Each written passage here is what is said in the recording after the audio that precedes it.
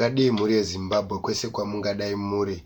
Ndauya nenhau dzinosuwisa, nhau dzinorwadza. Kana kari kekutanga kako kusvika pano, chibva wangosubscribe, kulike, kukomenta nekushare.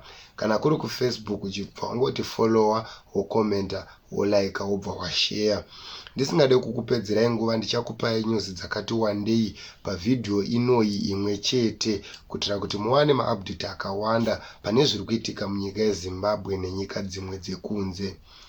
Update yekutanga inoti pane bhazi rarovana nerori rikapinda pasi pebhazi, uye bhazi ranga rakatakura vanhu pakuvariwa zvakanyanya nevamwewo varasikirwa neupenyu, asi pari zvino hatisati taziva kuti varasikirwa neupenyu vangani uye vakuvara vangani. Kana une hama yako yakanga ichifamba iri parwendo, please cheka hama dzenyu munzwe kuti vari sei, zvichida vanga varimo mutsaona iyi.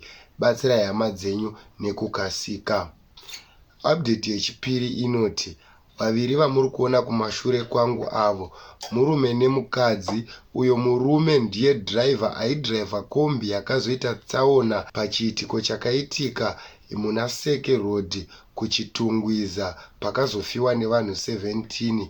Mukadzi panhamo anga achitaura kuti kushayika kwemurume uku ndakatombokurota ndikamuudza kumadeko kuti dai baba nhasi mamborega kuenda kubasa nekuti ndakuroterai upe dzakashata. Asi munongoziva kuti chinhu kana chichida kuitika chinongoitika. Murume akawanika nekuitawo nharo ndokuenda kubasa, ndokubva vazonosangana netsaona iyi.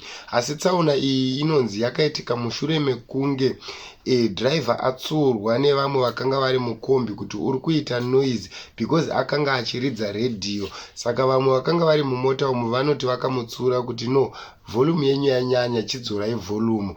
Ndokubva agumbuka akatanga kumhanyisa kombi achiwedzera speed kusvika vanopinda mutsaona.